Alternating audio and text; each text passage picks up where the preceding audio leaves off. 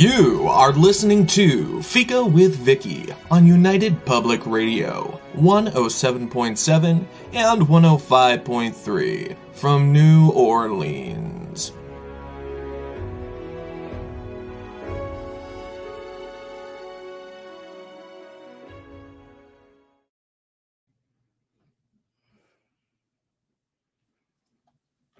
Hello, everyone, and welcome to Fika. Our guest today is Michelle Desrochers.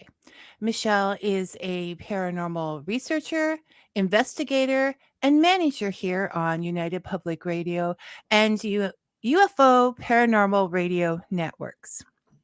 We've been looking into fictional ghost stories on Fika, and I thought it was time we looked at some real ones. Real ghost stories, you say? Are ghosts real? And I think that's a decision we have to make for ourselves. But lucky for us, Michelle is only a couple of programs away on the ever popular Outer Realm, which she co hosts with Amelia Pisano. And she's dropped by to help us find those answers. In fact, as a curious person and passionate researcher, she's still finding some answers about those things of high strangeness herself. Which doesn't mean she doesn't know a lot. It just means she knows there's more out there and she's still reaching. Michelle is a friend. Not the kind of friend you stop and have coffee with once a day, once a week, or even once a year, but the kind that drops in and changes your life.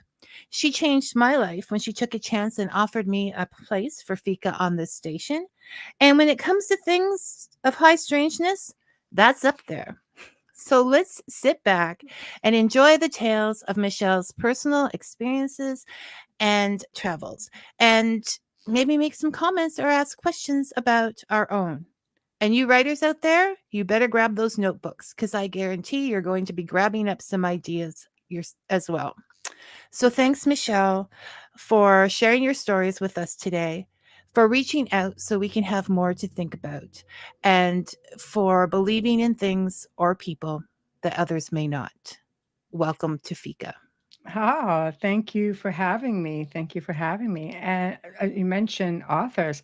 I've had authors consult with me. I do a lot of consultation work on, when they write books. Could this be a thing? Could this be a thing? Would this be believable? And I think, oh my God, yeah, it was a lot of fun. Well, you also consulted with one of the authors I've had on the show, or worked as researcher for Mr. Wayne Mellows when he wrote Dark Origins. You had a big part of that researching as well. Yes, because it's like my thing. I've been to Romania, and there's a lot of lineage stuff in there too with Knights Templars, and so it's a lot of fun. He goes, "This is what I need." I was there. I can do that. Yes. And you're going to listen. Yes. Wayne. Weeping Willow Paranormal says hello. So, hi, Weepy. Thank you for listening, watching, whatever you may be doing. That's where I want to get started. So there's the travels and there's the experiences. But honestly, Michelle, what's a nice girl like you doing with the creepy and crawlies out there? Well, I myself am highly strange. No.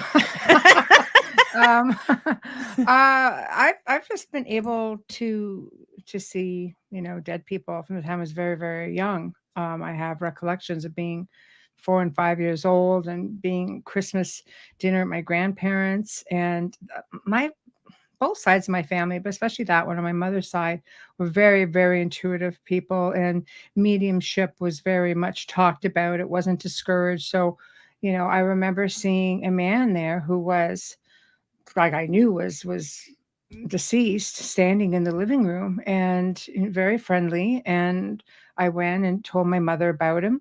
So there's a man in the living room. She goes, "Oh, okay." And my grandfather's like, like he was the matriarch, or the patriarch rather, and says, "Let me get a book," and got a photo album and just placed it down. I wasn't discouraged. It says, "Do you see him here?" And I pointed out a man exactly, and who I described to them already. So they didn't lead me. They didn't discourage me. I chose a man, and it turned out it was my grandfather's brother, who passed away my grandfather used to go on these like excursions for 2 weeks. We're just going to go into the woods. I'm going to go to, they owned an island, and he would go there for a couple of weeks, leaving my grandmother at home with 6 kids. Different times for sure. I know, right? Here's 6 kids. Bye. So he would wander off. And when he came home from one of these excursions from hunting, back in the day, they ate what they hunted. And my grandmother tried to say, well, you know what? I have some very sad news for you. And he goes, oh, no, that's okay. My brother died. And he came and spent some time with me before moving on. It's like, wow. So, to me, it's a validation that they really don't miss very much, that they still partake. Like this was Christmas dinner and he was still there, just standing in the living room, just like looking out the window, just like he was just still a part of it all. And the photo album is just like a stroke of genius to know to do that. And here are the usual suspects. Do you I know. recognize It's the anyone there? suspects. I like it. And Yeah. that. So you saw, and I'm curious, often people will say they sense, or you watch a show, I don't sense anything there, or I don't feel anything there. Do you feel as well? And if so, what does that feel like, Michelle? Yeah. How do you know? Feeling Is that- like? Yes. Clairsentience. Like feeling that the hair on the back of your neck go up, or sensing something in the area. I don't know. I believe we all have it. That is when you get the butterflies in your stomach. That is when the hair goes up on the back of your neck. Maybe you're just not recognizing that there's something triggering that specifically when you enter a space. We look for traditional signs that people write about, like cold spots, or sometimes getting odors. It is believed theoretically that a nice spirit will leave behind pleasant smells, like that you would affiliate the connection with. You would associate that. So, for example, my grandfather, he had this terrible habit of getting up in the wee hours of the morning and he loved burnt toast and black coffee, which but anyway, burnt toast, I know, just like no. I come from a burnt toast legacy. Okay, so you like that. Well, I was woken up at 5 a.m. going, well, somebody leave something in the toaster, what's going on, right? And realizing, oh no, my mother's like, no, that's just my father. He used to do this pretty regularly. So we're like, oh, okay. Whereas my grandmother had floral perfumes. Sometimes they'll leave signs. I've had people near me pass away, and then I see unusual birds. My mother said, well, I'm going to come back as a cardinal to visit. I have cardinals all over my property. It's not going to help me. So, pick another else. bird, mother. Well, I like cardinals. I know, but I'm not going to tell which one is you. So, so anyway, it's just stuff like that. There are many signs you can look for. More malevolent beings will have more foul odors, maybe sulfur or sewage or excrement, things like just things of that nature. So you kind of walk into a space and you have no explanation for it. You might kind of go, nobody's here. I can't see a reason why all of a sudden there would be the smell. So there are different things you can look for. And different feelings. Oh, yeah. Oh, you'll know. Something comes in that makes you feel uncomfortable, you're going to feel very, very uneasy. I still do. I've been doing this for 2 decades. And when something, something comes in that shouldn't be, or if I walk into a space and I feel very uneasy, it's like, okay, well, I'm obviously infringing on something's space, or something is infiltrating mine. So when I want to go, I guess back a little to your work. So you've been doing this for a long, long time, and forever, actually, without knowing you were doing it. And then Canada's Most Haunted comes in. Mm-hmm. Your business, and you start to actually do investigations and research and things like that for people. So taking this through a pragmatic thing, because I'm a person who likes to be prepared. So you feel like you have a ghost in your house and it's all gone a little crazy. How do you reach out to get help? Like, what would you advise people to do? Well, CMH, came into play around 2004 with a colleague of mine. We were doing ghost tours at the time, and we ended up parting ways and splitting the company.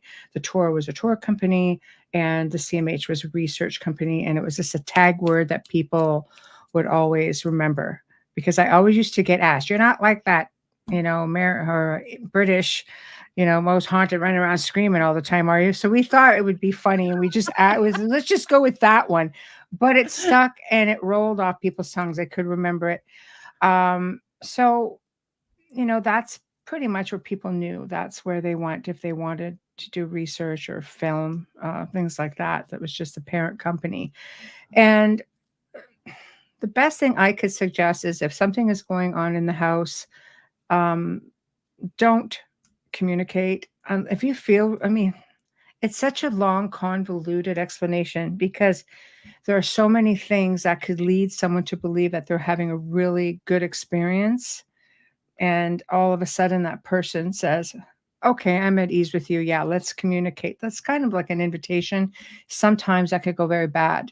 Sometimes you're dealing with something that you may not want to be dealing with. We call them mimics. Some people may call, they're malevolent entities, interdimensional entities, dimensional, demonic, as people of faith will know them as.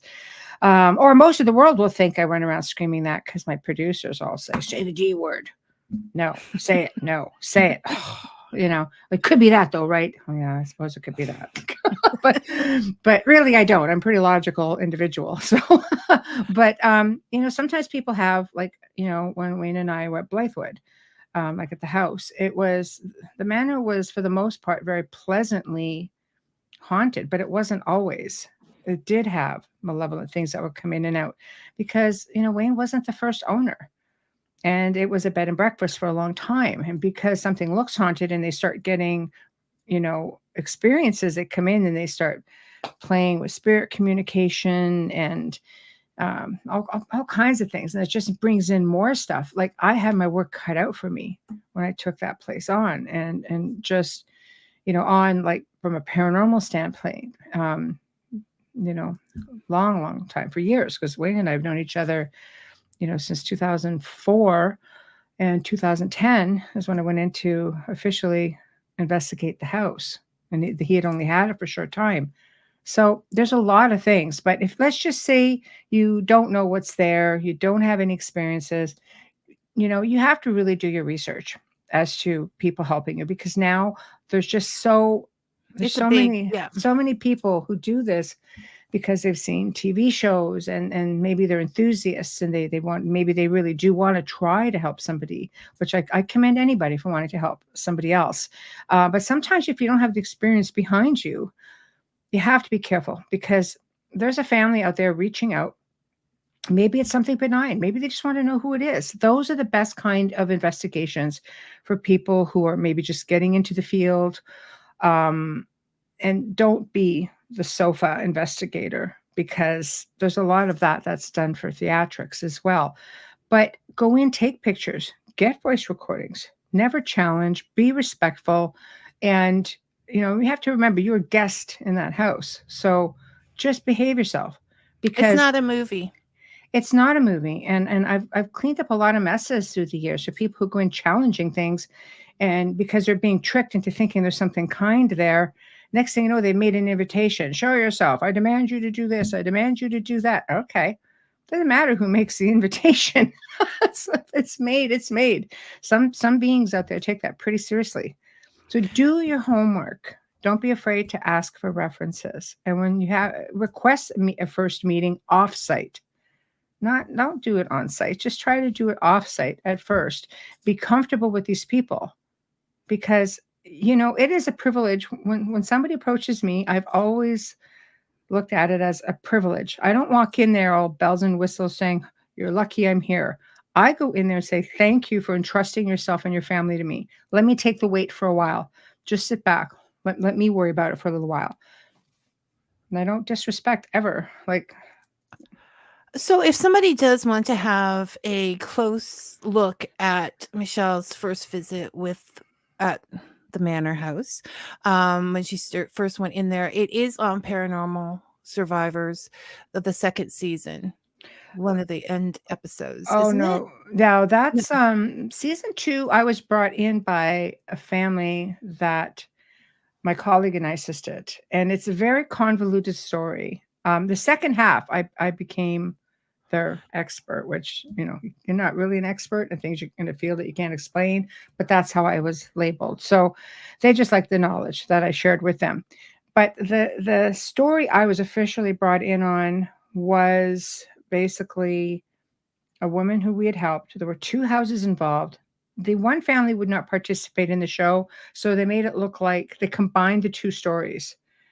So it made it sound like, we abandoned one family, and the truth of the matter is, one house got cleared, and we tried to work with the individuals to keep it up, because that's what I do. I still work with people on how to clear their own homes.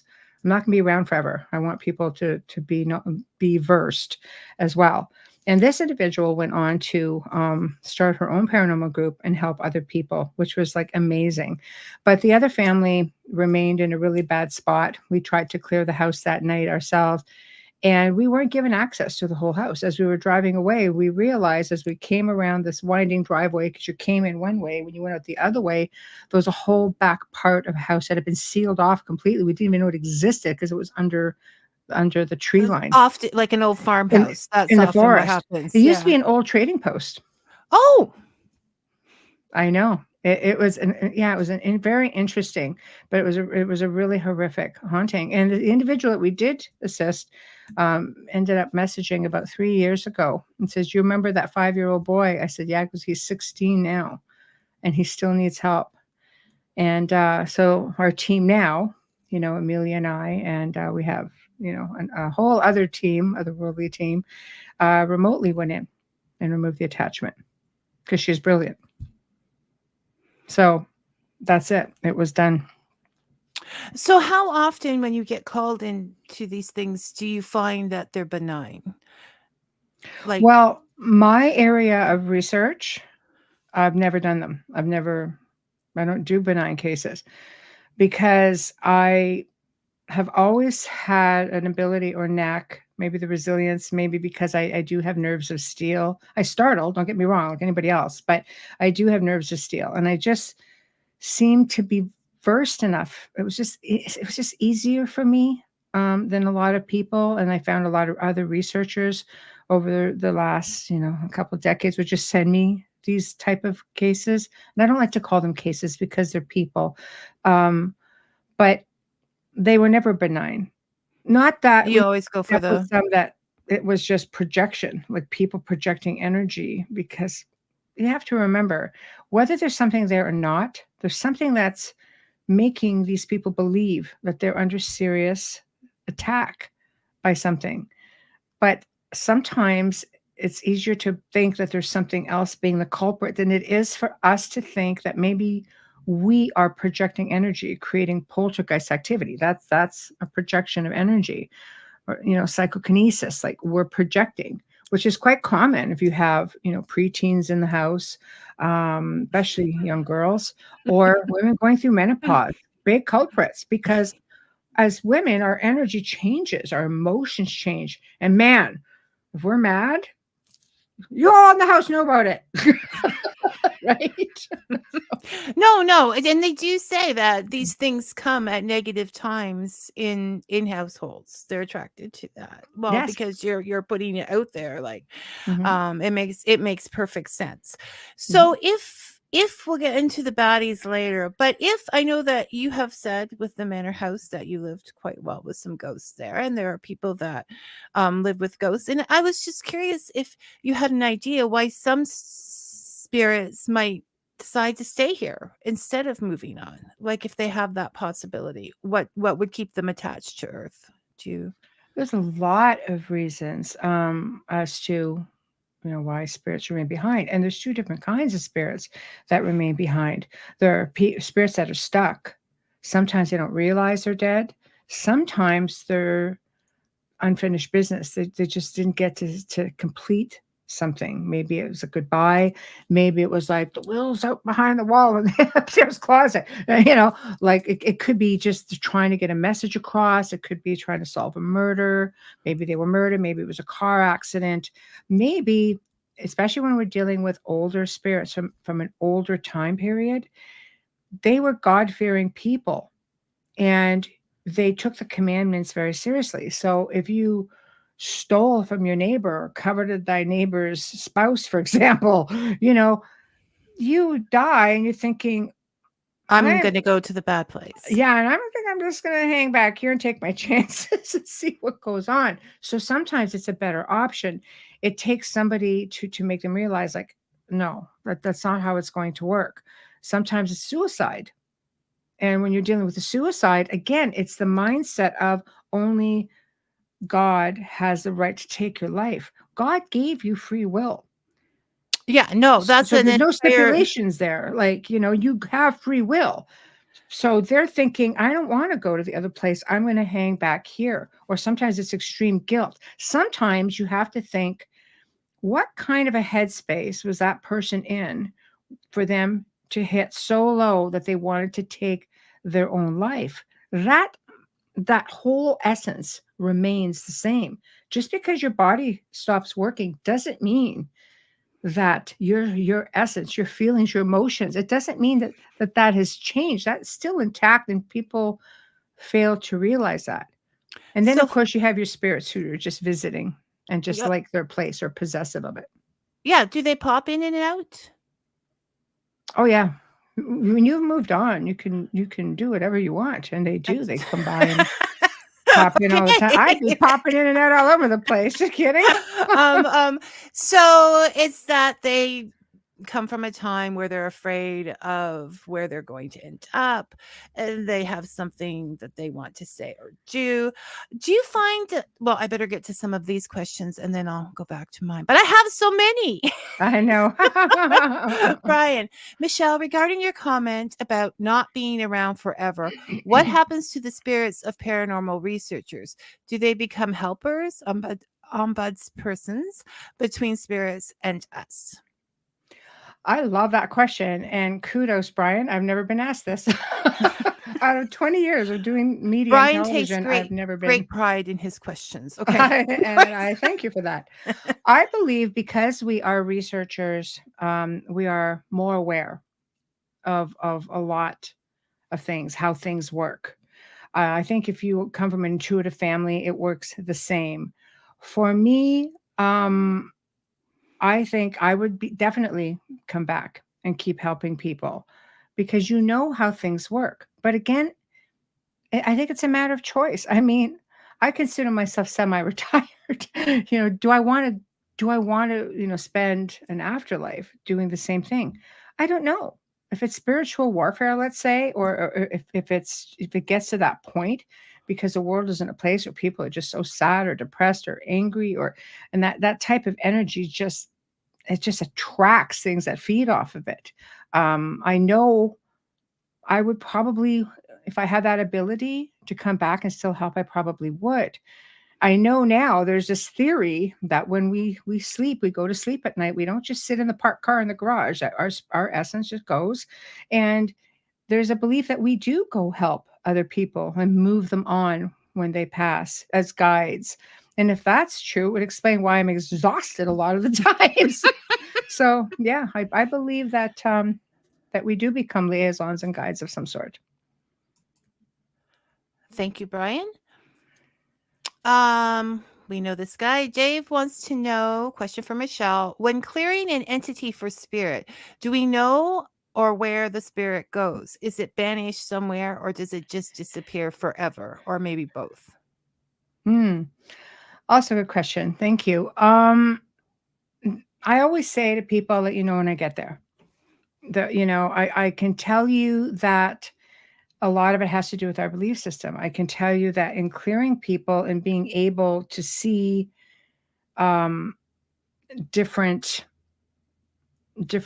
methods, let's say portals, for example, if you're clearing an area of a cemetery and you have a family of spirits and you have one that may be, let's just say you got the black sheep who's not going the same way as everybody else. We notice that he does tend to get like they hold him back a little bit. So maybe is it a form of atonement? Is it, I don't believe that when a beautiful bright light opens, I believe we all have the option to go through it. But the fact that we've seen on a couple of occasions, one goes through separately, maybe he's just going to be taken aside because it's still the big, beautiful bright light that you see when it opens. And we notice that with indigenous spirits, many of them, we will see tribal leaders waiting for them. So again, I'm wondering if we're dealing with just a faith, a belief system. Well, that's an interesting thing. Like, depending on your faith, would your experience be different? Right. But there's always the bright door from your experience. Right. Regardless of what's on the other side, it's we all have that door to go through. Yes. I you know what? I feel that a lot of it just comes from here. If you have something malevolent there that we're popping out that doesn't belong in these places, it's why I recommend if you have the ability to work with beings that are already on the other side, then they just automatically know where to send them. And not, some human spirits are very powerful, but sometimes you have to deal with dimensional beings that are just maybe never were a part of this planet. Like some people work with angels, so there are spirit guides that were never human, never part of this time or space. I mean, we can come in from what I understand from many different places. We could come back, we incarnate as an animal, as an extraterrestrial from an entirely other world. Some are way more advanced than us. Well, first of all, Mr. Benison, I would like to know why you are asking about the malevolent spirits. Something you're not saying. But there's some things that just can't be known until that time arrives. When it comes to animals, actually, when last week, one of the last questions Brian asked, because we got started on the subject with other people, is, do you ever see animal ghosts? Like pets, like cats? Yes. The manor used to have all kinds of cats, and it would rub up against people's legs, and people would definitely see them. I have seen spirit animals as well, dogs, horses, things like that. My little dog, we don't see her, but we hear her. Like we used to call her little discount bark because she was like a little 2.5-pound chihuahua, and she would go, ha, ha, just like that all the time. And I was like, ha. So we hear this sometimes very, very clearly. And I think, it just has to be residual, but then when we moved here, we still hear it. Well, when we talk about people who have unfinished business, a pet's business is to be there for us, right? Yeah. So they would probably be more likely to stick around than anybody.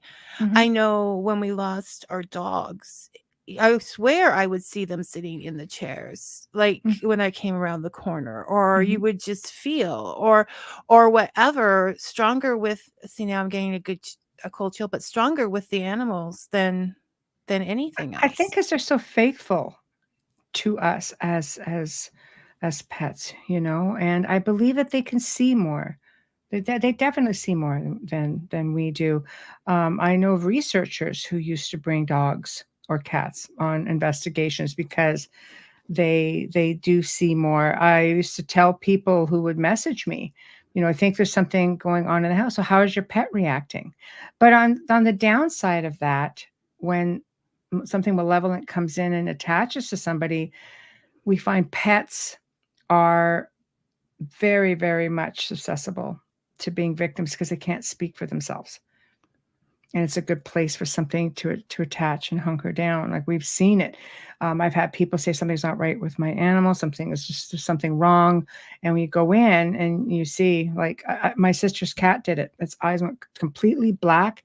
And it went right after her. It kept trying to attack her, sent her in and have some tests done at the vet. And like, we don't see any neurological disorders with her, like a good chunk of change was spent trying to figure it out. And it was only sometimes.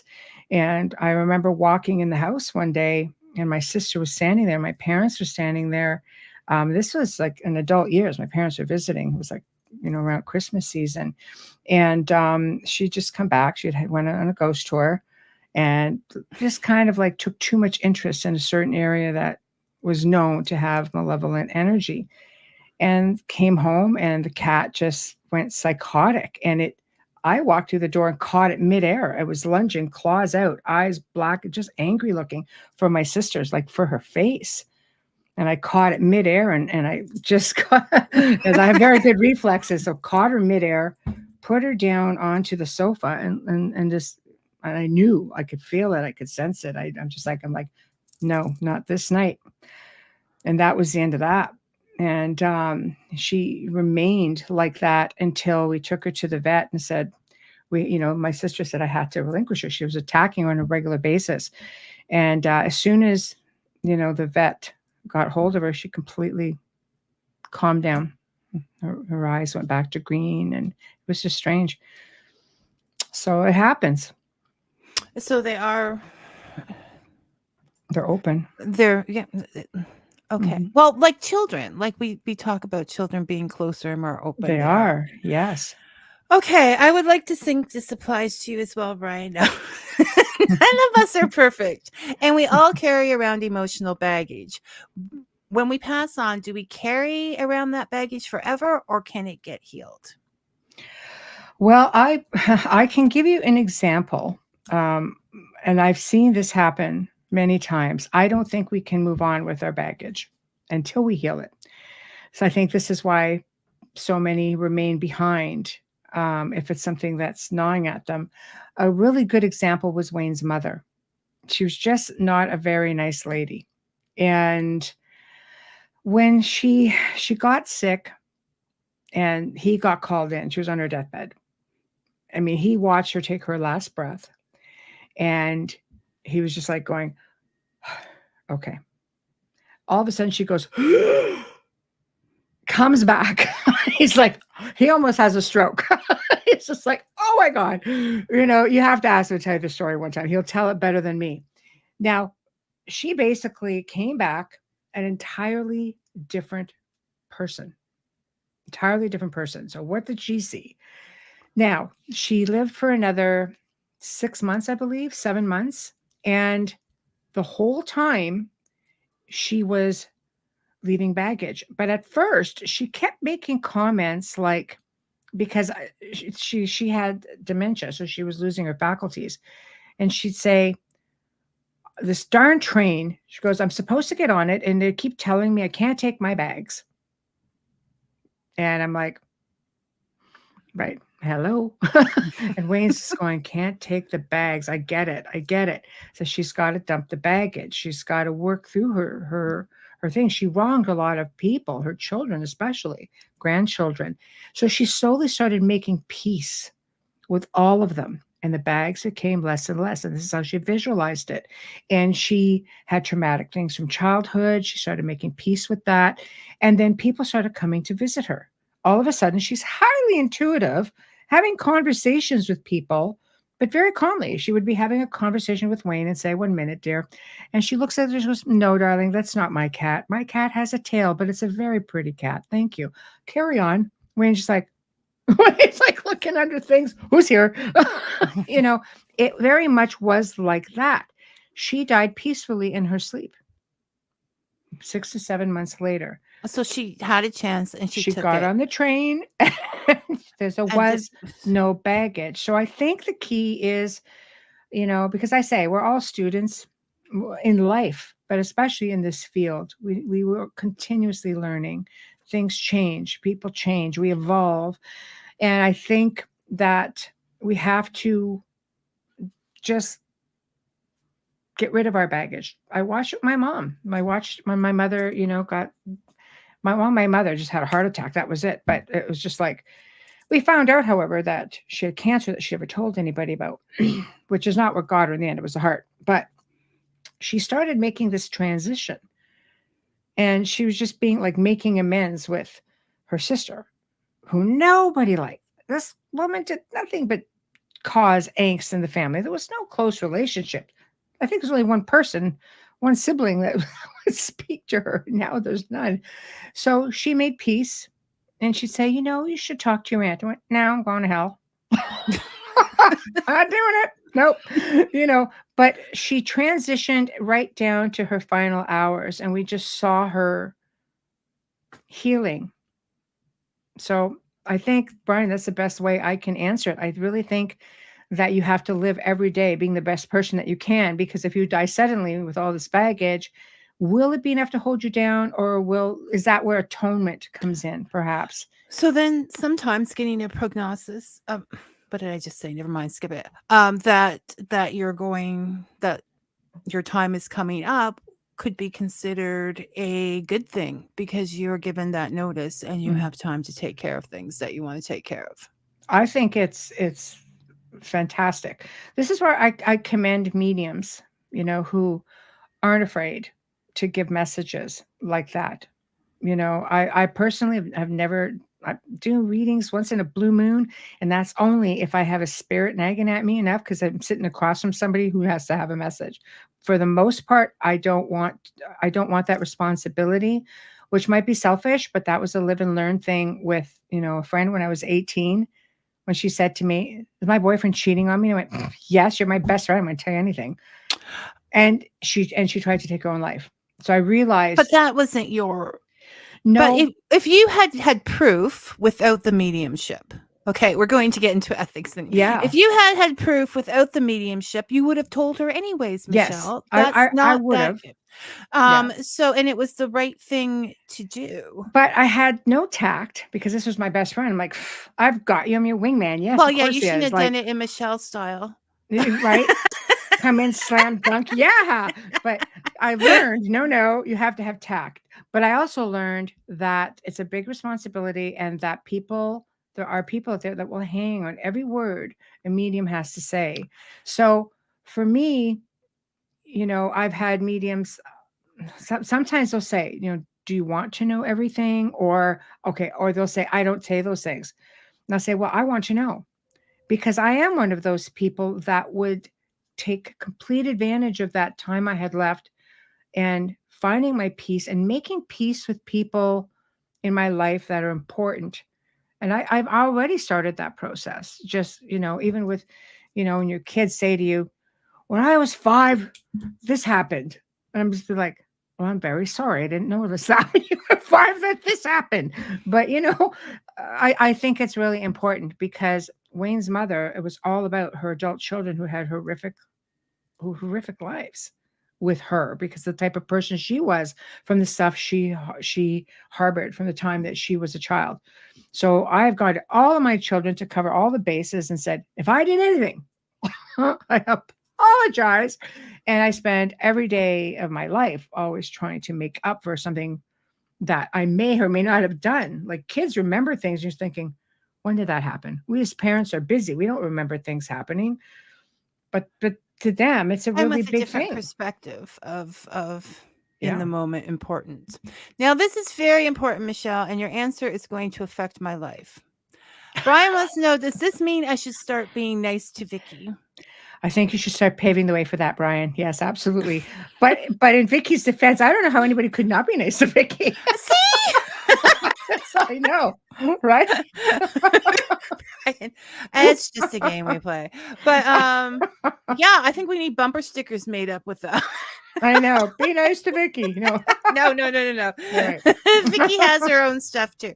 Right. So you feel like when that baggage is not there, those people are held back until they have a chance to. I believe it's a very strong possibility. There's also the theory that they will go for, again, I think it's the belief system that, you go back for atonement.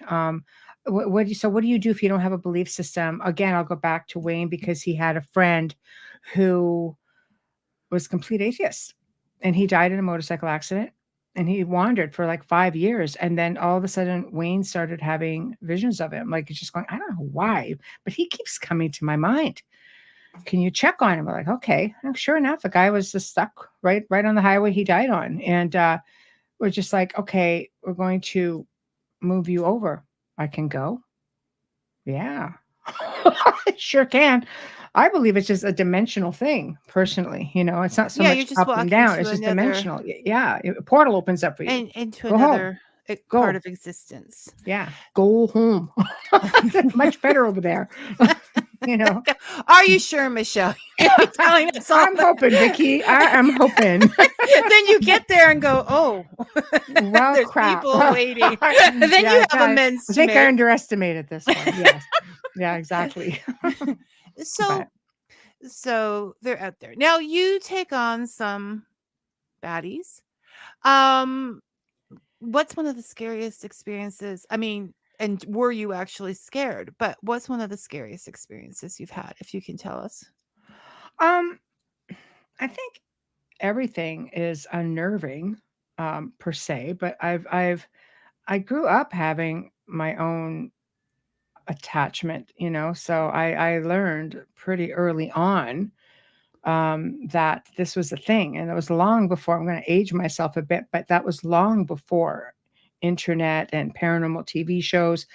So I had to learn how to cleanse myself, So I just went to the local library, got a book on witchcraft and cleansing, just cleansing spaces. I really didn't know what else to do. And I realized very early on that it became about mindset.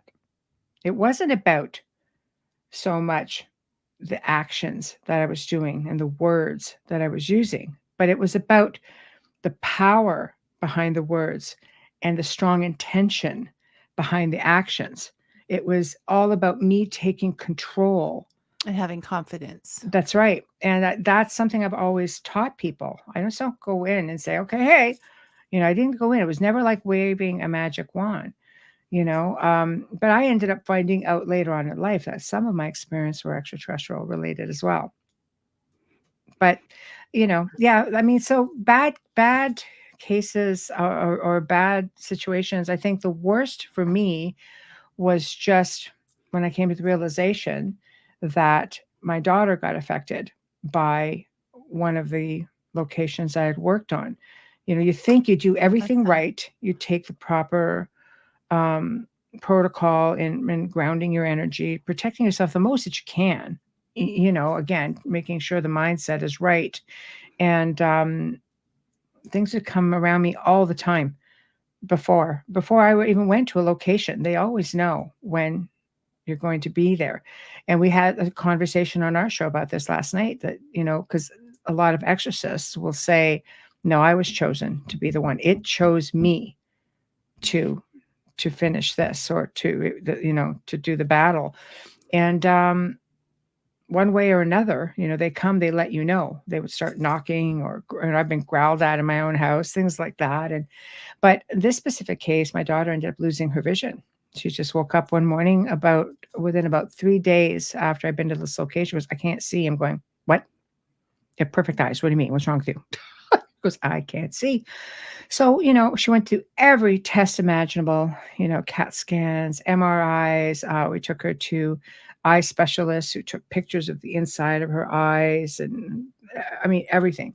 So, psychiatrists, psychologists. We tackled everything under the sun that had to do with anything brain related, eye related, psyche related.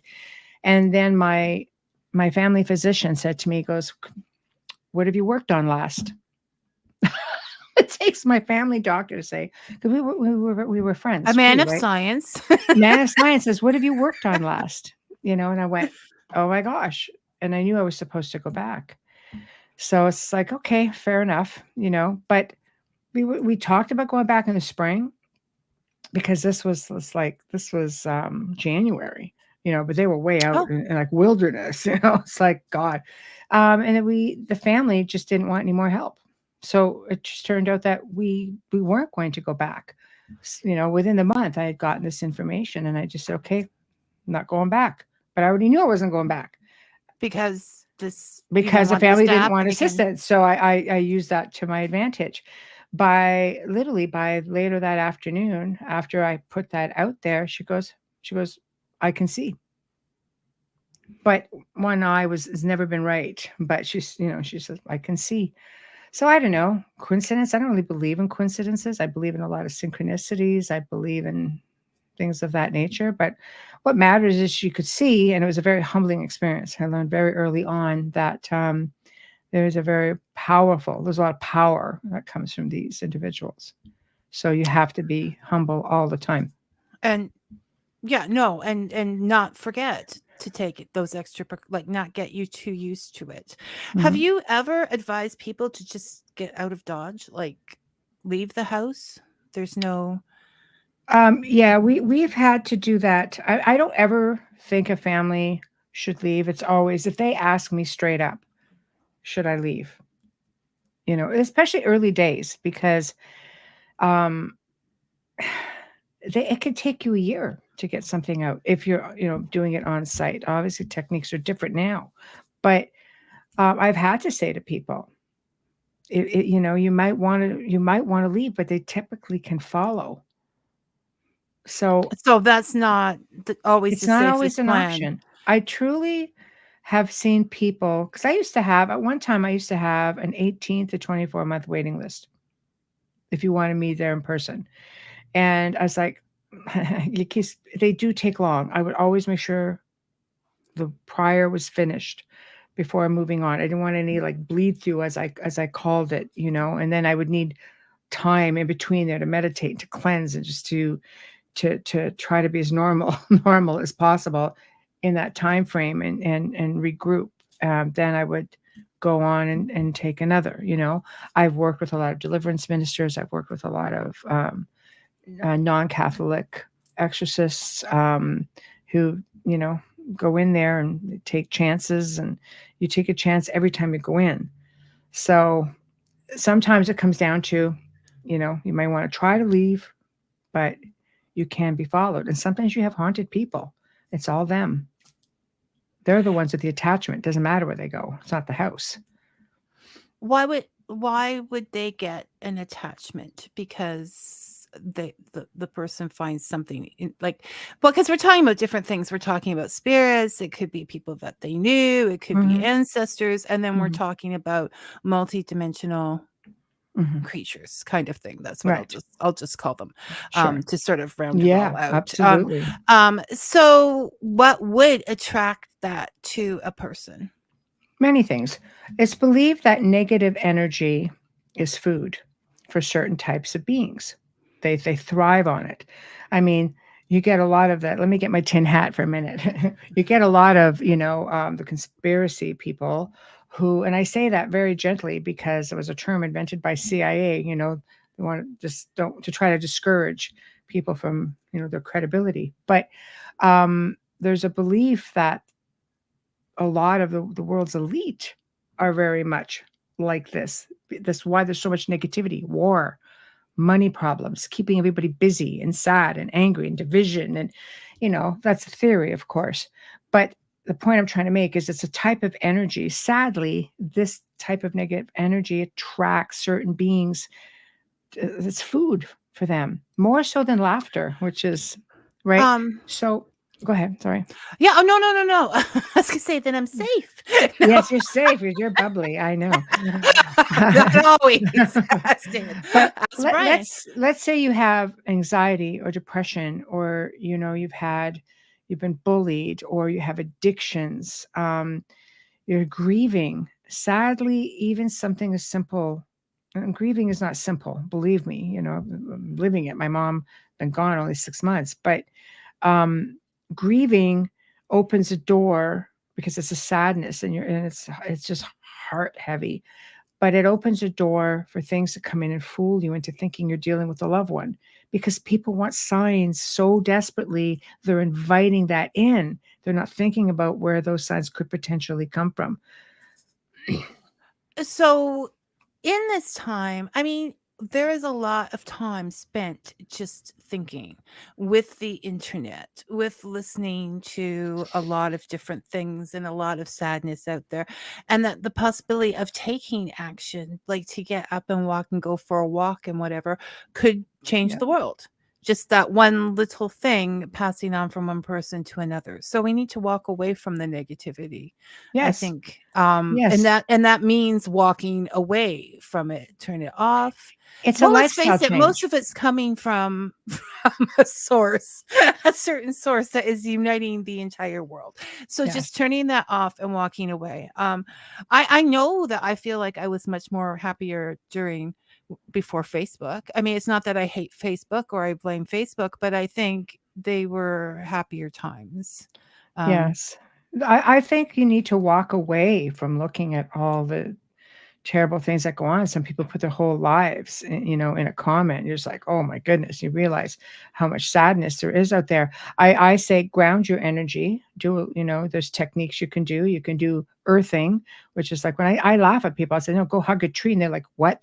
No, no, trees are sentient seriously. beings. They communicate via the root system. They're willingly sharing their energy with you. And you have elementals that nurture these trees and forests and plants and animals, and they get really ugly if it's not taken care of. But I'll often say, live, love, laugh, open the windows, dance, laugh, watch a funny movie, whatever you can, raise the vibrations, raise the frequency. They can't, they starve with positive energy. You see, we're the ones that feed them because they keep doing this thing of divide and conquer. They make you bicker within the household and create situations and infighting. And this is just, it's a vicious circle. Well, because we are so driven by society to show our virtue. If something bad is happening on the other side of the earth that you can't do anything about, no matter what you do, you can't do anything about it, then you Mm, must be miserable. If something's happening to me, I want those people to go happy while you have a chance. I mean, we only right, have so many right, opportunities to, right.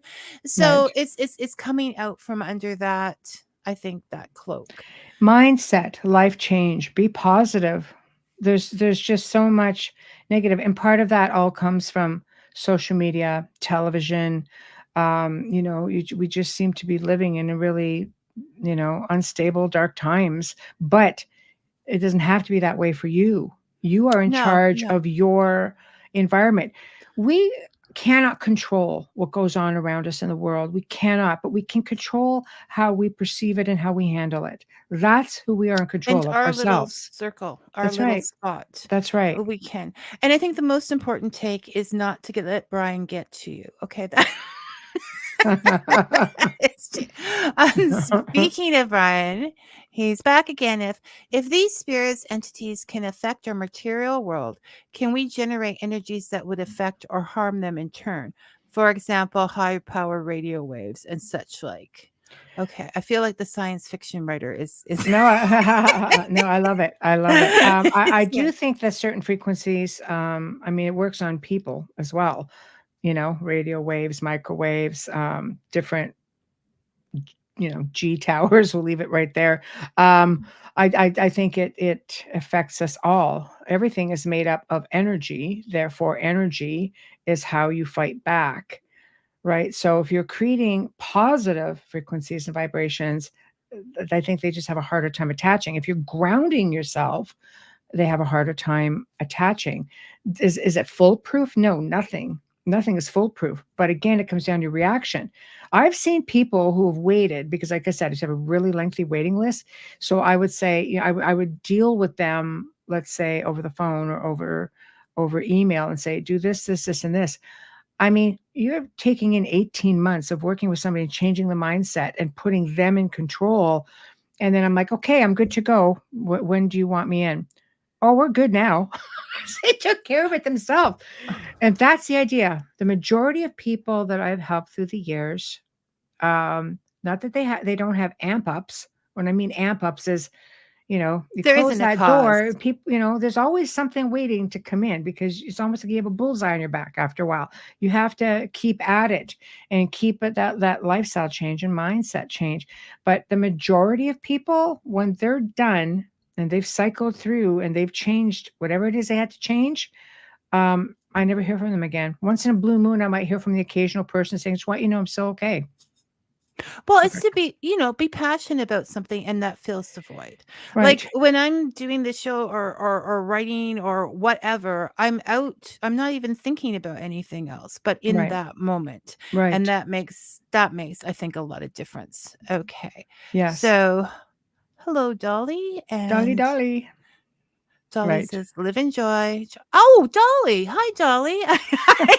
I was trying to break out in song. I know. Hello. Yeah. Yeah. I missed that opportunity. I'll never get that back. No. Live in joy. Joy is not dependent of others. We do choose our thoughts. And yes, I Yeah. agree. Yes. I agree I I I completely. I, I I think can. so. Okay, Yeah. so I want to there's just something. So okay, so you've been through. See, this is the thing. So do you think the movies that we watch um are very like over the top? Um, so okay, like say the Amityville Horror or Conjuring or whatever. Do you feel that they're a little bit over the top, or about the you've got to get out of the house and you've got to run away or whatever? From what you're saying, there are other ways to take care of it than that. Or do you think in those cases it was really like that? Right. Well, let's use Amityville. I think it's a great example. If you talk to the people who lived in the house, you know, the Lutzes, for example, because I've communicated with Christopher Lutz quite a bit. I've never spoken with Daniel. Those are the boys, but they both very, very horrific experiences. But there's a lot that goes on behind the scenes that people don't know about what happened in that house and what George was like. And that's something that I think Christopher is writing a book on. So I don't want to get into a lot of that, but he was going to come on the show and talk about that and his experiences. He's been silent for a little while, so maybe he's writing, hopefully. I've also bared in mind that there were a lot of other people involved after the fact, researchers.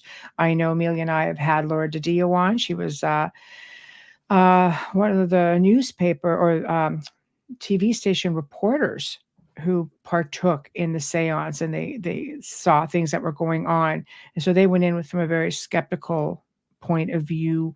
And Ed and Lorraine Warren were there, and oh my God, I think Hans Holzer had his hand in it. I mean, there was a lot of different people who were there investigating. So I think it comes down to, was it fake? The movie embellishes everything because They want to be entertaining, and yes, I agree. yes, JR, I enjoy them, so we're not me too. knocking the movies for that. Okay, No, no, no, we're just this me is a too, me Fika too. thing. I We're trying to do. find the difference between fiction and fact. So it's the perfect. Exactly. Well, I mean, I do shows, where I've sat in a chair for hours and they ask me questions and I give them 4 logical answers. There's only one they're interested in. Could it be a demon? Well, because they want the clicks, Okay. right? Yes, yes. I suppose it could be a demon. Can you say that? It could be a demon. And the whole world thinks I run around going, "Oh, there's just screaming demon all the time." No, what about the 4 logical answers I just gave you? Demons get clicks, Michelle. I Logical know. answers They don't do. get clicks, No, and they people don't. want to get clicks. No, So they don't. I'm not in it for the clicks. I'm in it Yes. for the things. Exactly. I Exactly. I enjoy those movies. Yeah, me too. But yeah, so you're saying there can be cases where it's just a whole combination of messes, a Well, particularly strong entity, perhaps with some other things going on that there was a just lot create. of l logical things that were happening that surrounded George as well, which I'm sure will come out when Christopher's ready to tell that story. But when push comes to shove, the people who experienced it swear by it. I think the biggest mystery falls with the DeFeos, the murders.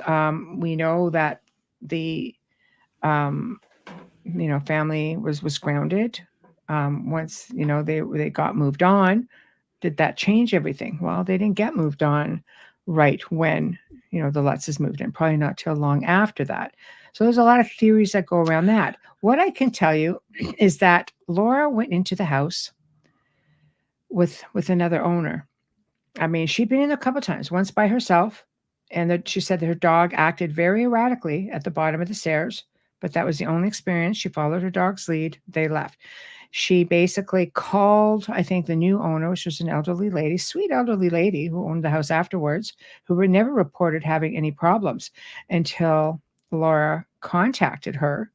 And all of a sudden, this big growly type male voice came out, directed at Laura. Laura's just like, and then she just went back to being this lovely old lady. And Laura's like, all right, then. So I don't know. Is there something in the house? Or are we to assume that it's just all made up? So Dolly is saying that in the Hindu philosophy, they believe that a place lived in by evil should be purged by burning it to ash. I'll go with that. I mean, I believe that as well. I also believe the how do you burn energy? If evil has resided, you can burn it to the ground. It's happened. We've seen houses get completely removed, but the energy remains. It's an imprint in time and space. And like they say, it's attached to the land. It's an energy. You just can't necessarily. So it's just waiting for a subdivision to go in. Yeah, I mean, I think if anything can disrupt or disturb, destroy energy, it would have to be something made of energy.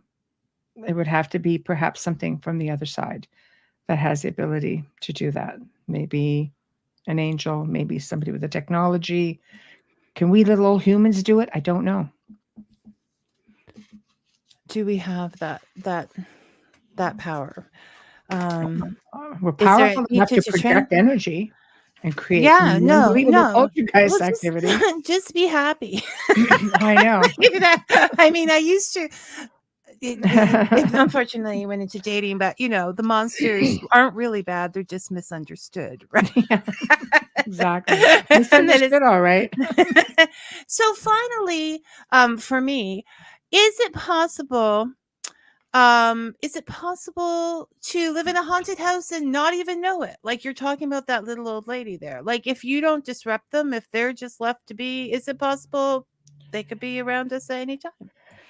Yes, I believe that that definitely can be the case. I've met people who moved into homes after a family is vacated and have never had any issues. Sometimes I had somebody send me back when they used to have the old answering machines, right? Sent me a recording and they said, okay, well, we've been living in this house. I'm just sending this to you so you can document it in case we ever have a problem down the road. And it was just some crazy growling that came through. And he goes, we've been here like 6-7 years, never a problem. And we just got this. If you don't ever hear from me, we don't have a problem. I went, okay. Sent it to me. Never had a problem. It was just sometimes people activate things. Maybe they start changing the house around. Maybe they maybe have somebody, who starts going through menopause or puberty, or the energy somehow is changing. It always comes back to that. Although you can understand how. Never mind. I'm going to just get myself in trouble. Okay. So we'll just Dolly. Okay, we need to keep up with the comments as they come because I'm not always sure. Yes, Dolly says we have the power to send that energy. I'm assuming that that's what she says. And JR says a good observation, but I'm not sure which one. Okay, and another hello. So, do you want to? We're right on the hour mark. And you're the boss. Do you want to go on with the trip from Transylvania? Absolutely. I'm the boss. Absolutely. If you want an extra long show, for sure. There's nobody on after you, girl. That's the thing. There's nobody on after. There's so much power in that. There's nobody on after me. So you're in a good place. For those listening and don't know, part of Michelle's bio is that doing this has given her an opportunity to travel to many of the places that she might not have been able to travel to before. And one of her favorite places, amazingly enough, I said that sarcastically, is Romania, Transylvania, or Transylvania, Romania. So Did you want to tell us? Well, okay, I'm curious because you said when you were near the haunted forest. I'm not going to even try to pronounce the name. When you haunted forest, Oh you my said God. you heard whispers, or you have heard whispers while you were in the villa. You heard ghost whispers Oh no, somewhere. there's just different parts of Romania that we've had experiences in. I mean, how do you not? Like leading up to this, I've had a lot of readings were done when I was exploring a lot of past life stuff, and I was being led to different places. But I spent about 3 weeks there, and a lot of different things started unfolding, shall we say. So we decided we visit with myself and my friends and colleagues on CMH, Melissa and Adriana, and then we had a skeptical dude with us. It was just like a friend of a friend sort of thing, right? So we're like, okay, we're just gonna go to all the places that we want to see. When you go to Romania, Transylvania, you go to the castles. You go to, for me, it's where the history was. And of course, it was a time of Tepesh and Hoyabatsu, which was the forest, is one of those places that is considered to be, and I didn't want to know a lot about it at first. I just wanted to go and experience it. But we came to find out that it's under no-fly zone. It's considered to be Romania's Bermuda Triangle. It was named after a shepherd that went missing a lot of years ago with a herd of like 100 sheep, maybe 500 sheep. It was something astronomical. That just disappeared, never seen again. And then there was a tale of a little girl who was 5 years old who went missing and then resurfaced 5 years later wearing the same clothes, but she was just like a ragged little doll and she just wasn't right mentally anymore. I mean, I can imagine going through a portal and coming back, you're going to be, right. But anyway, it was a very unusual place. And we decided we would go check it out because there was a show I used to enjoy watching, which I won't say on the air, but they had a lot of bad experiences there. And the people that filmed on behalf of this TV show was the University of Cluj. Hoiabaciu is in Cluj. And they went in and they brought the team in and they did the filming. And a year after these horrific experiences, they went back and did it again. Still had horrific experiences. We happened to be 3 days behind a really famous TV paranormal show whose host was having like a meltdown in the forest. Well, we went in, I'm like, okay, whatever, is over dramatic.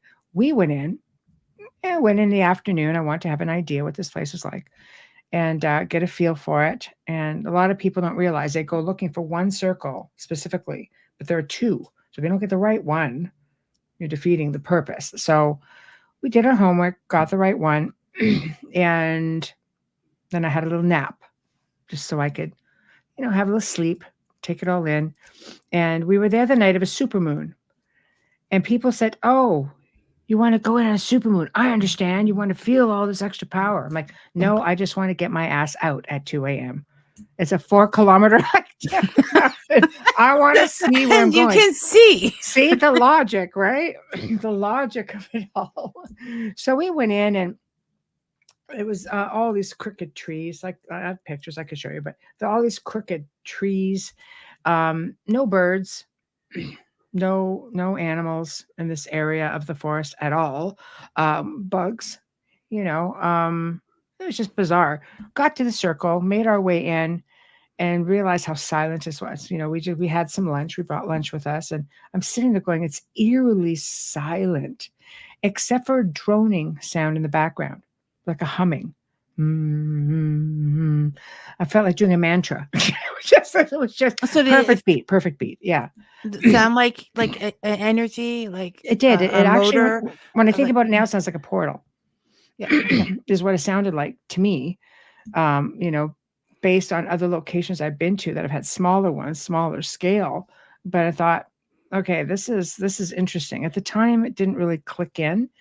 So we waited until it got dark, and then the supermoon lit up, and it was a nice July evening, and the whole circle all of a sudden went bright, bright, bright, bright. And there's 6 ways in. Earlier that day, I saw this man on a cart. Remember, you're on the top of a mountain. A man in a cart with oxen, just pulling, going through the circle.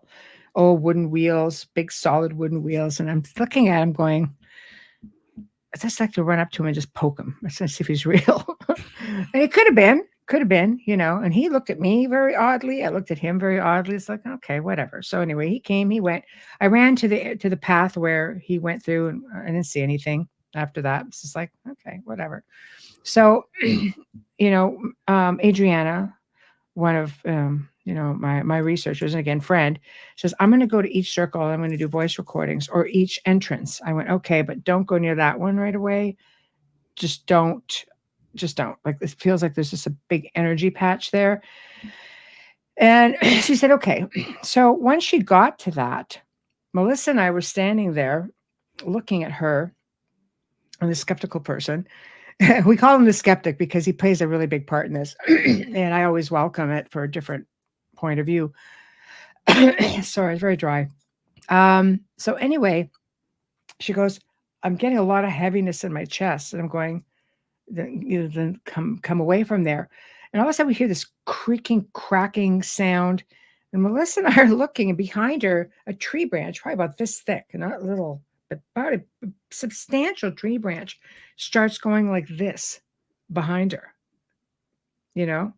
and we're like, are we seeing this? And it snapped up. And then, of course, she jumps, and she's like, oh my God. I was just like, yeah, I told you don't go near that one, but okay, it happened. So we didn't 4-kilometer hike. We didn't have a whole lot of equipment with us.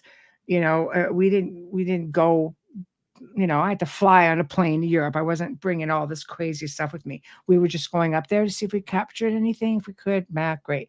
So I brought a little, what they call hack shacks. They're just like little ghost boxes. And I think back then it was like iPhone 4s was the popular one. That's the one, like Melissa had that. And I think I had a 5 actually at the time.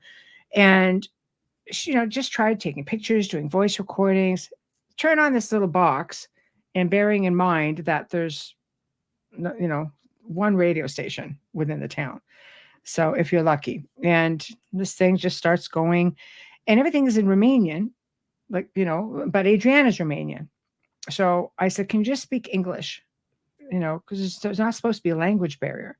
We knew there was like some civilization up to like 16,000 years ago. So who knows? And then they went da, which means yes, like perfect. So they started conversing with us, and all of a sudden this big growl comes through. And the spirit says, go now, run. And I'm like, well, I don't really run. That's the thing, right? I know.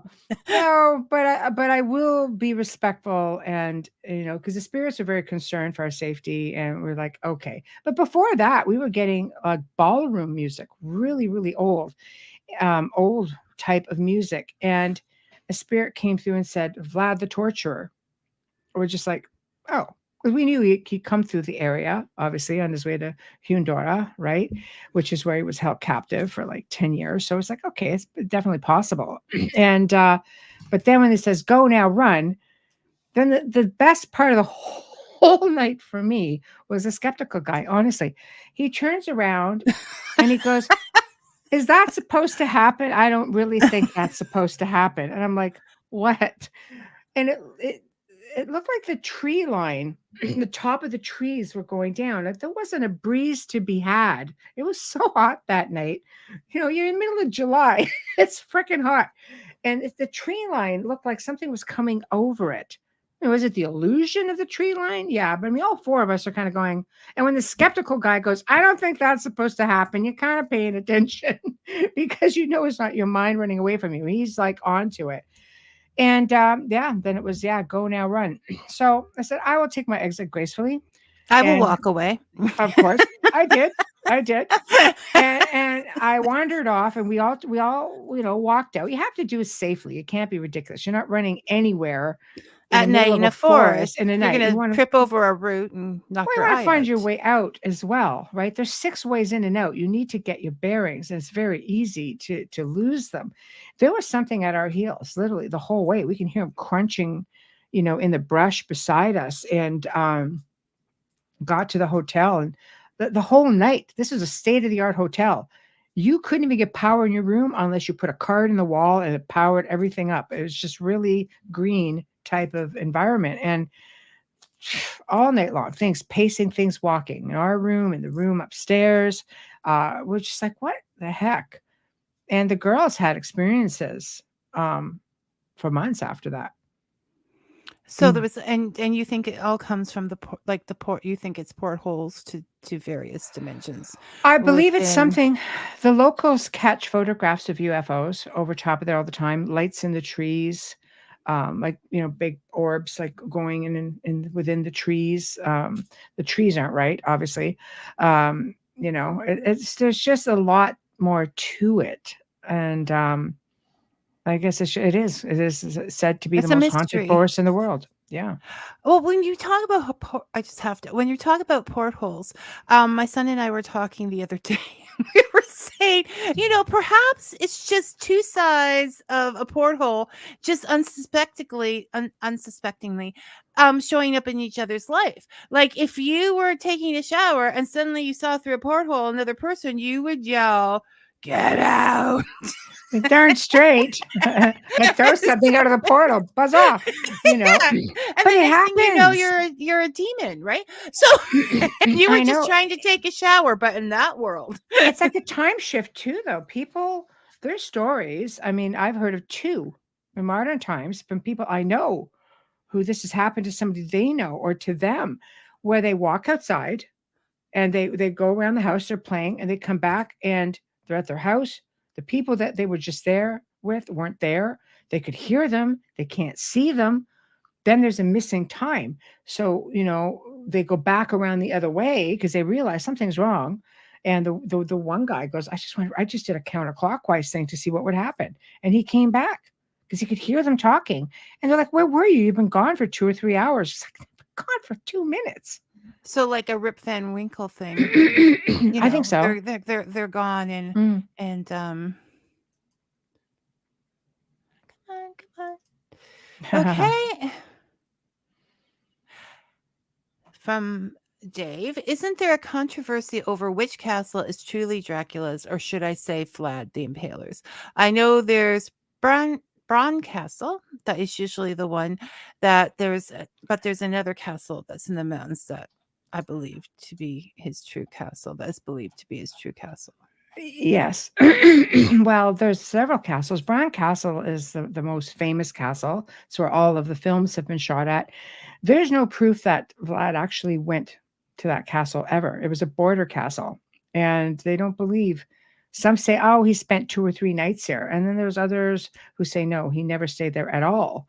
There was a palace in Tergoviste, which was said to be the family palace. And you can visit it today. It's a lot of it's in ruins, but there's a lot of it that's been rebuilt. Like they're fixing it. And then you have Poyanari, which is what I think maybe you're thinking about, which was a fortress on the top where his wife allegedly, well, not allegedly, she threw herself into the river from there That was so when sad. the Turks were approaching. Yes, and then there's Hundora, where he spent 10 years imprisoned. So As a child, which could really mess no, with that was someone's. adult life. Oh, what's that? Didn't he get taken away as a kid or younger? Yes, he was taken away by the Turks. When the Turks invaded, it was customary to keep peace. That obviously would send. the 2 eldest, usually sons, who would be the ones to take over the throne, were sent to stay with the Sultan. They were sent in Turkey, and at that point they were trained in the Turkish belief system. The Turks were smart that way. They knew we train the future leaders and then we put them back in place, and we're not going to have trouble with them because They're alliances. they're one of ours. So Vlad and his brother Radu were sent. I think Radu might have been 3, Vlad was 5. and they were abused. I mean, they were abused on different Yeah, levels, no, it was but they were taught. This is where impaling was taught. They think, that Vlad was just this mad impaler. Probably was, without a doubt. But everybody impaled in that time. And the it was the Turks, Middle Ages, and exactly. and it wasn't a nice time. Nobody No, was, but the Turks were notorious for it, and they're the ones that passed that down. Radu remained as part of the Turkish army, and in the end, it's believed that he was responsible for the death of his brother, even though there's a lot of mystery that surrounds that. So, yeah. So, and the actual story itself, I mean, Stoker could have just gone in there and made a composite of everything, that he did. Is that right?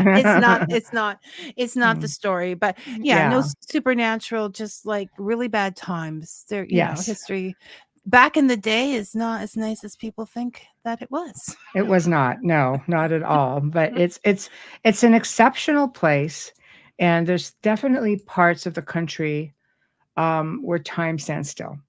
It's just so. It's to me perfect. People are like, well, why would you want to go to a place like that? Because it's an exceptional place, and you have to have an appreciation for it. People don't realize that in Bran, that there are vineyards and that there are ski slopes, and people go visiting year round that have nothing to do with Vlad Tepes at all, or the Dracula lore, even though that's what the tourism promotes. But I mean, haunted. I mean, the castle's exceptional, and then you have Pelesh Castle, which was the prince of Romania at the time who stayed there, and then they left back in the 80s when they were under dictatorship, and the castles were all given back. And he just said no. He just gave it to the country and said, keep it as a tourist attraction. Cousin of Prince Charles, right? So, but Bran, I mean, this is where I had one of my experiences. I was staying in a villa not far from Bran Castle. And Melissa and I were bunkies throughout the trip, and she stayed in one bed and I stayed in another bed, and beautiful, just at the base of the Carpathians, just unbelievable. And then about 7 a.m. in my ear, I hear Michelle really loud.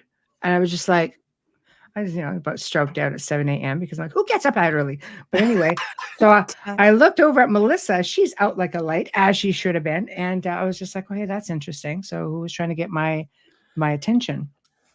No, I was looking it up, doing a little background for this, and I was like, it's like, oh, we have pool, it's just like a family villa, and we have games, and there's hiking, and I'm like thinking, oh, I need to go here, and then I realized that it was in Romania. Just to experience that, you can see that it's very much like a family oriented, just go for the holiday. But it's cheap to go. Your most expensive part will be your flight. So it's very inexpensive to go. That whole, and the stories, and that I've got to get the invitation out, but I think I have a girl from Romania who talks about her grandmother's teachings and things coming up. I mean, everything in my life is just leading into that whole area. I don't know why, but it's happening. And it is to go back and to hear the stories and to see those things. I mean, this is what we've lost. Mm-hmm.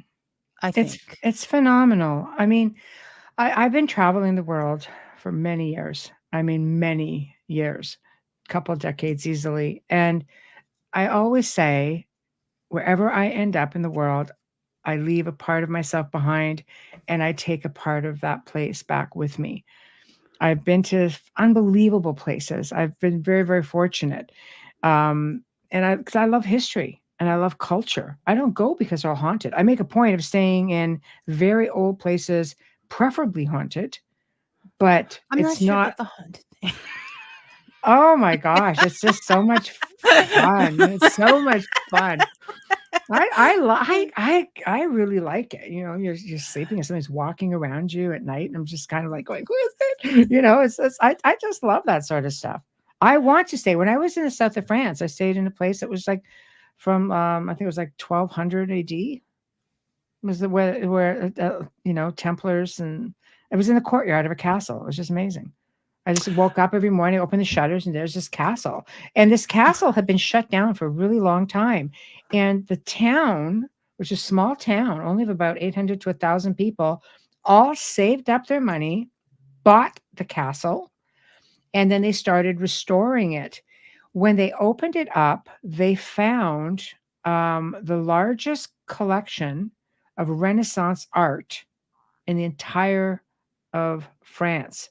In fact, when we were there, they had people from the Louvre that were in there documenting and doing preservation work before they could open it up, because some of it was on the walls. And this is what we talk about when changing the energy. Mhm. These are passionate people who are following what they Yes, love, as you do. And that's how you go to another dimension, right? In this one. I think so. I mean, I love history, but I remember when I was younger and I went with a bunch of girls to a bed and breakfast and was in this room and we were sleeping, and the girl that was sleeping in the room with me was like, Vicky, did you say my name? And I'm like, no, I didn't say your name. And she's like, oh, okay. And she Uh-oh. rolls over and I'm like, no. If I didn't say your name, Yeah, we don't want to your talk name. to whoever it was. Yeah, I'm we like, don't care. let's get this worked out. I want to know Yeah, who's here.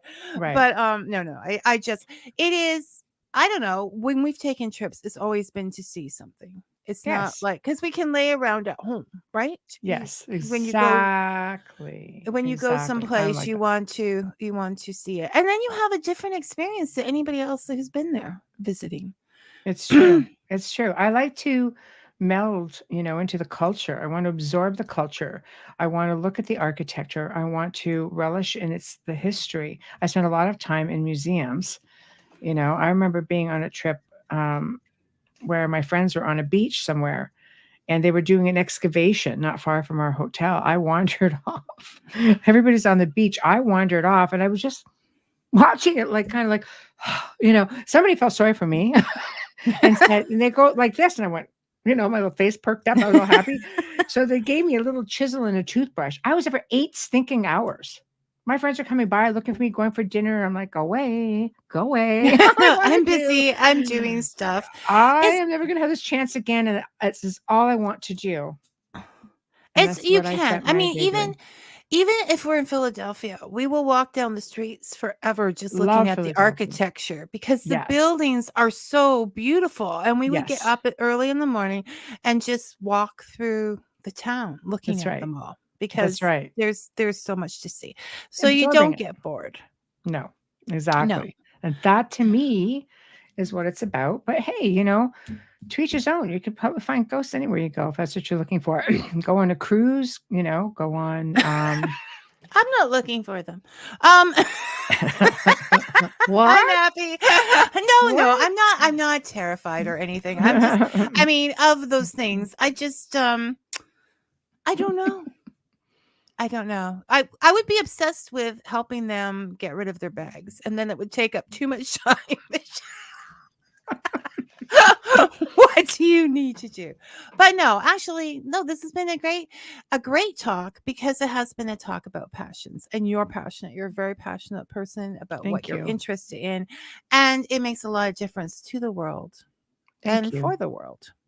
Thank So, you. thank you for sharing all of That's a these pleasure. things. It's a Um, pleasure. yeah, we have to do this again. Just chat because we never get a chance to in real life. I know. I know this works. This works. Yeah. Well, I mean, this is easy for me. It's like in the afternoon. So we'll just do, a periodic. Michelle and Vicky do Fika because they don't get a chance otherwise. I know. And who knows where the conversation will go. That's it. That's I'm it. versed You in many found. things, thankfully. So we can just go all over the place. So Yes. thank you for stopping in and giving Pleasure. us an idea of what the factual world of ghosts is like and of these stories that we read. I know that's up for opinion, but I'm just That's going to my say world. I can attest that it's my world anyway. in your world. Well, you have In my world. a lot of experience with it, so we'll go with that. And we will talk to you later. Okay? Thanks, Michelle. Excellent. Thanks for Thank coming. you. So that was a great conversation. Perfect time of year talking to Michelle. We all behaved ourselves. Thank you, Dolly. And we all enjoyed ourselves and learned something new. So I'm just going to not be looking at the comments. I'm going to turn the comments off now. So if I miss anything, I'm sorry about that. You know how we end things here? Until we see you again, may your coffee stay hot and your stories be sweet. Thanks for listening, everyone.